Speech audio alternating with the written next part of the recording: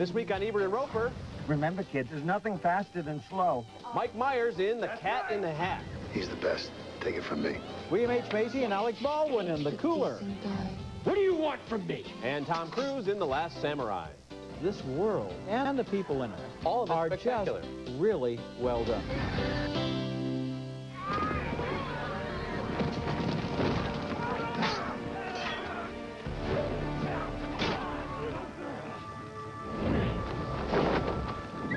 That's Tom Cruise in The Last Samurai, the story of a Civil War veteran who learns the way of the samurai. We'll have an early review, plus more new movies, and a magical new DVD for the entire family. I'm Roger Ebert. And I'm Richard Roeper. Our first movie is The Cat in the Hat, and I'm sure half the critics in the country are going to review it in Dr. Seuss-like verse. Not me, even though I can think of a few rhymes for thumbs down. Mike Myers is buried beneath about 8 feet of hair, whiskers, makeup, and hat as the mischief-making feline, and he brings a manic Robin Williams-type approach to the character. Spencer Breslin and Dakota Fanning are the targets of his mayhem. You should have seen the look on your face. It was like you saw a monster. A monster? Where? That could have gone better.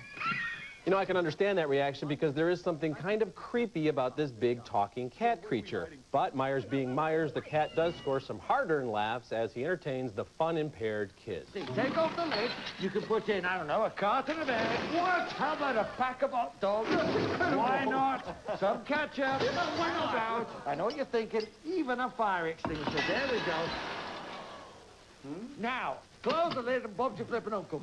What an astounding product! Okay, there's something inspired about that scene in a weird, hallucinogenic, infomercial bashing kind of way. Other scenes are just weird and frantic without being funny, as when Thing 1 and Thing 2 arrive. Oh!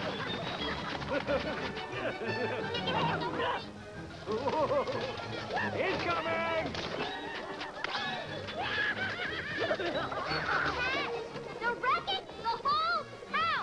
First published in 1957, The Cat in the Hat is one of the most loved and best-selling children's books ever.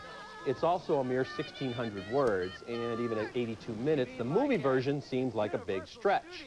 Director Bull Welch was the production designer on Beetlejuice and the Men in Black films, and the sets here are colorful marvels, but we spend an awful lot of time in the house with Myers channeling Bert Lahr's cowardly lion voice and doing the same old shtick. His best comic moments occur when he steps out of character for in-jokes and asides. That's okay, but maybe a part of him was realizing as the movie was being made that a live-action version of The Cat in the Hat just wasn't a great idea. You know, this movie was produced by the same people who made The Grinch That Stole Christmas with Jim Carrey. Didn't like that one either. If there's one thing I've learned from these two movies is that we don't want to see Jim Carrey as a Grinch, and we don't want to see Mike Myers as a cat. Yeah. I mean, these are talented comic performers. Let's see them do their stuff. Don't bury them under a ton of technology. That's a great point. And these are two of the biggest talents, the biggest comedic talents around. If they can't pull it off, I mean, I don't want to see them together playing Green Eggs and Ham next. It's just not a good idea. And you know, there's another thing about the cat in the hat. Okay.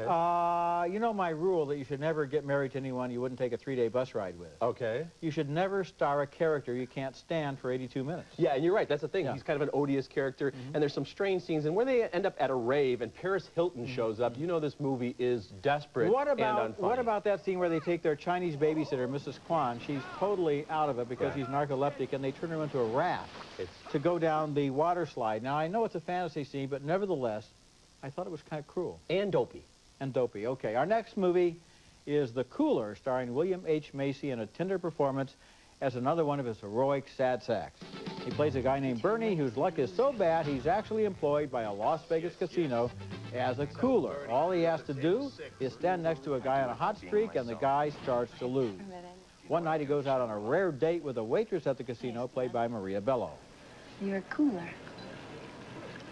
You turn winners into losers. Do you know how I do that? Listen, I know there's a lot of stuff that happens in casinos all the time. I do it by being myself. People get next to me, their luck turns. It's always been that way. The casino boss, played with chilling effectiveness by Alec Baldwin, is old-fashioned enough to believe in a cooler, especially when the cooler is not cooling things down enough. The thing is, being in love has changed Bernie's luck.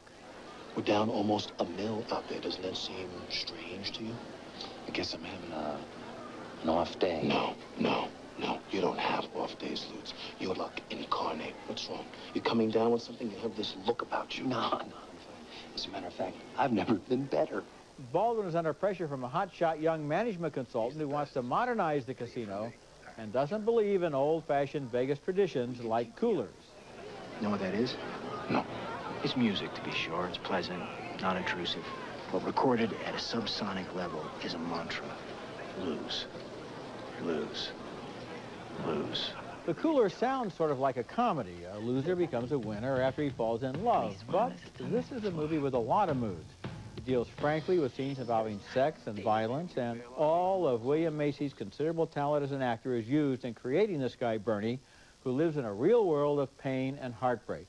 Maria Bello and Alec Baldwin also play characters with complex motives, and I like the way Baldwin shows the casino boss as a mixture of ruthlessness and sentimentality. It's a good movie. It's a very good movie. Yeah. Alec Baldwin totally wasted in The Cat in the Hat, but used to great effect here. Yeah. I think Baldwin is deserving of a Best Supporting Actor nomination. He's that good in this film.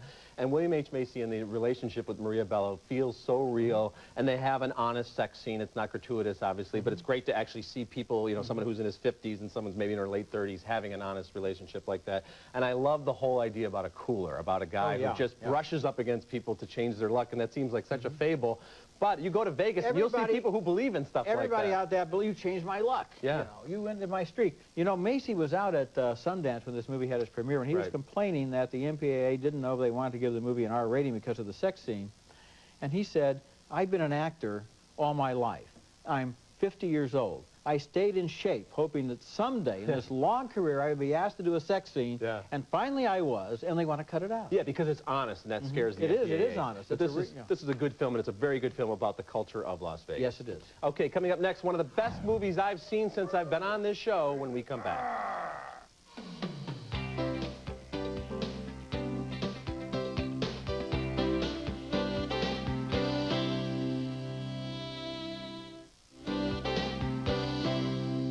There's nothing quite like that moment when I'm immersed in a film and I realize that no matter where it ends up, I'm experiencing a work of art that I'll remember forever. Such was the case with Jim Sheridan's In America, a film brimming with honest sentiment and infused with the spirit of Frank Capra's best work. Based partially on Sheridan's own experiences, In America tells the story of an Irish immigrant family in New York in the early 1980s.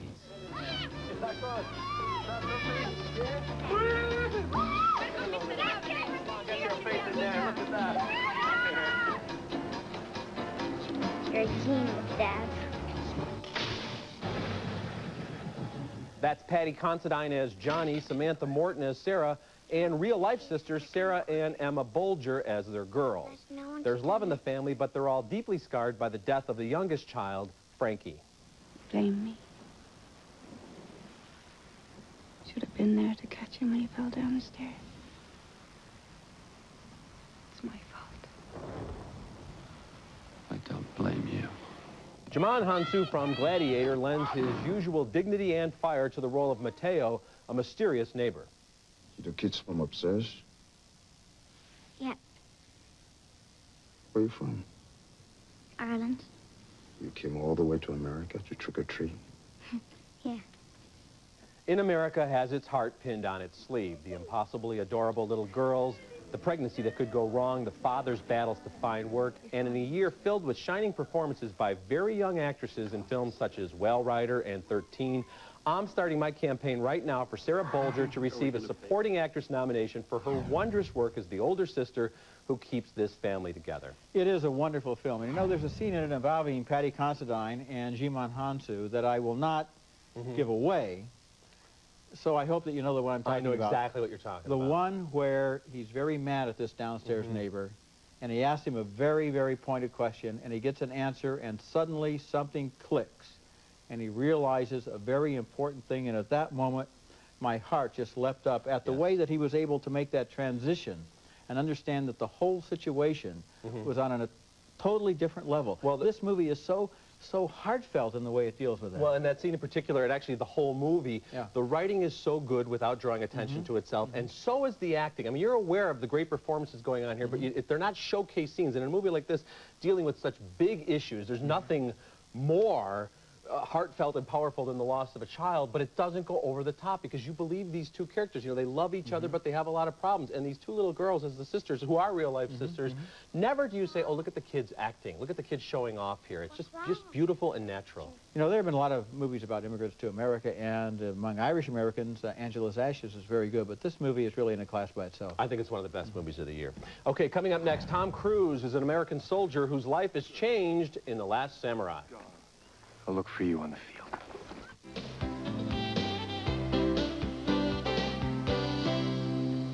I came back to take care of you because I love you. Or because you were feeling lonely.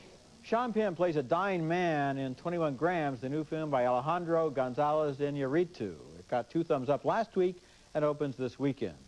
Benicio del Toro and Naomi Watts join Penn in 3 intersecting stories which, just like in Iñárritu's Amores Perros, have an unexpected connection. It's a showcase for brilliant acting. Also opening this weekend, Halle Berry stars in Gothika as a prison psychiatrist who is accused of murder and ends up in her own prison. We reviewed it last week. Richard voted thumbs down. I was thumbs up for the uncanny way that a preposterous plot somehow managed to get me involved, maybe because Berry is so effective. Yeah, I'm wondering still how you got involved in that preposterous plot. I do not change my vote on this. Halle Berry is very good, but it's a howler of a plot. I laughed out loud a couple of times, and I don't think I was supposed to, and that's not a good thing in a horror movie when you're laughing out loud. People laugh all the time in horror movies. No, when they have those little laughs that come right before the scare, that's a laugh you're supposed to have. I was laughing at stuff that was supposed to be taken at a deadly serious fashion. You didn't like her line where she says, I'm not crazy, I'm possessed. I'm just possessed. That was one of them, but 21 Grams is one of the best films of the year. Hey, listen, if you're not crazy, but you are possessed, what are you supposed to say? You're supposed to say, go see 21 Grams instead. It's a much superior film. It is a better movie. Okay, our next movie is a stunningly beautiful epic adventure about 2 enemies who learn to respect each other. This is a good movie. It's The Last Samurai, starring Tom Cruise as a Civil War veteran who hires out as a mercenary in Japan charged with training an army to put down a rebellion of samurai traditionalists. He is captured in battle by the samurai leader who spares him because he senses a kindred spirit. During a winter of captivity, he begins to understand a worldview completely alien to his own. Not to introduce yourself is considered extremely rude, even among enemies. Nathan Algren. I'm honored to meet you. I have enjoyed this conversation in English. That's the Japanese star Ken Watanabe as Katsumoto. Cruise's wall of silence eventually falls, and the 2 men from different worlds talk philosophically about the world they share, which is the battlefield. What do you have in mind? Take away the advantage of their guns. We're overconfident when we use that. Lure them close. Close enough for a sword. When spring comes and the mercenaries face the samurai once again, Cruise's old comrades are stunned to see that he has changed sides. The Imperial Army of Japan demands your surrender. If you and your fellows lay down your arms, you will not be harmed. This is not possible, as Mr. Omlan knows.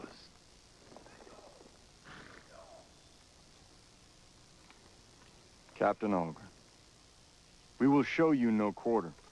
You ride against us, and you are the same as they are. I'll look for you on the field. The Last Samurai was directed by Edward Zwick, who has made 3 other movies involving war: Glory, Legends of the Fall, and Courage Under Fire. But this movie is not so much about war as about life, about how 2 professional warriors consider the meaning of their existence and the codes that they live by. The look of this movie is absolutely breathtaking. What a triumph of production design and costuming. The samurai village where the American spends the winter deserves an Oscar for its clarity, simplicity, and beauty. Like Master and Commander, this is not a one-note action movie. It's exciting, but it's also sensitive and perceptive, and Cruise wonderfully evokes this soldier's transformation. Yeah, once again, an intelligent action film. Yes, it is. In scenery, spirit, and story, I think this is one of the most beautiful films of the year.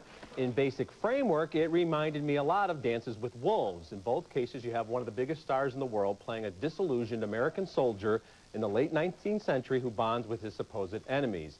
There's even a similar cross-cultural romance. I think Tom Cruise is one of the most earnest and hard-working actors around, and he throws himself into this part.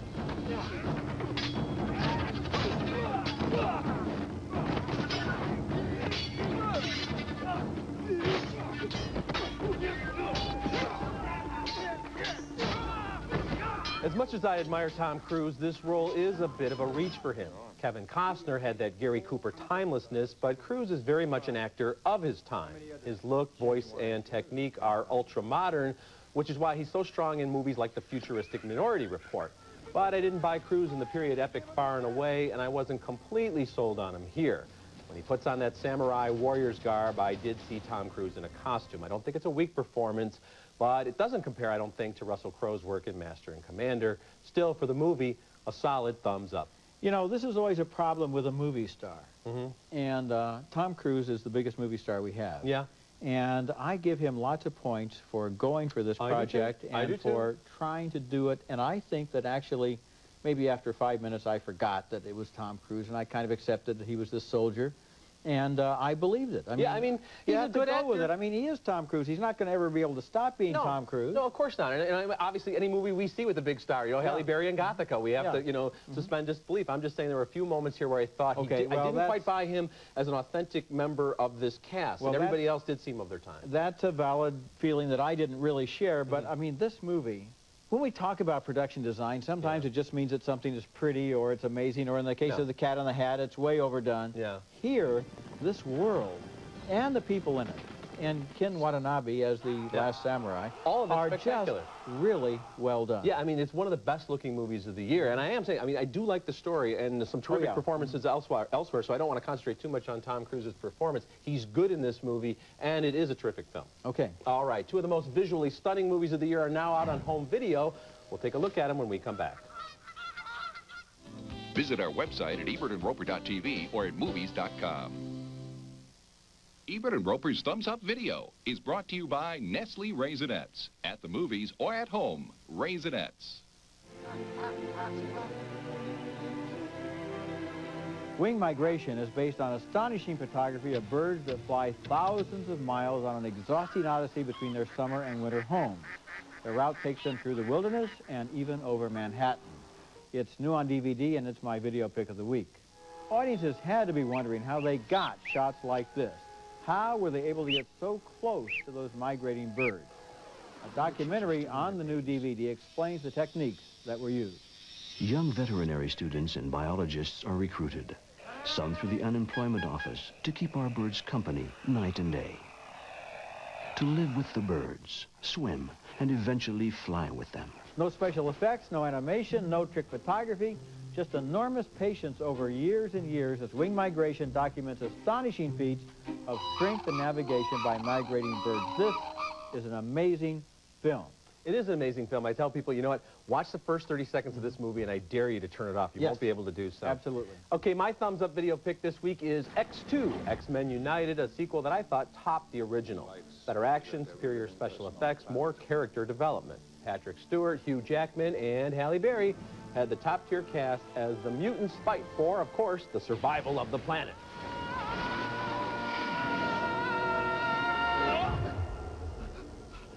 You have him? He's not going anywhere.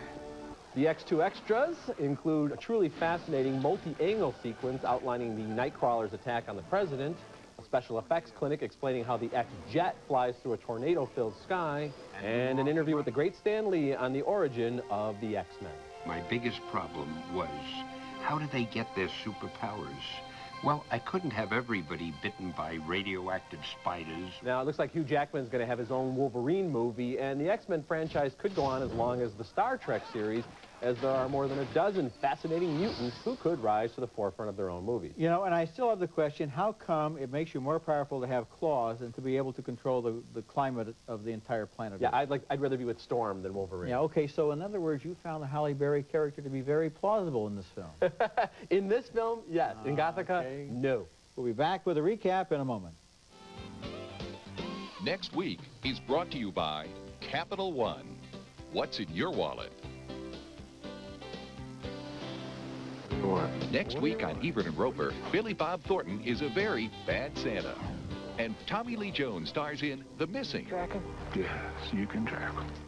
Okay, recapping this week's movies, 2 thumbs down for The Cat in the Hat, 2 thumbs up for The Cooler, 2 thumbs way up for In America, which opens next week, 2 thumbs up for The Last Samurai, which opens on December the 5th, and we split on Gothika, but 21 Grams got 2 thumbs up on last week's show. They both opened this weekend.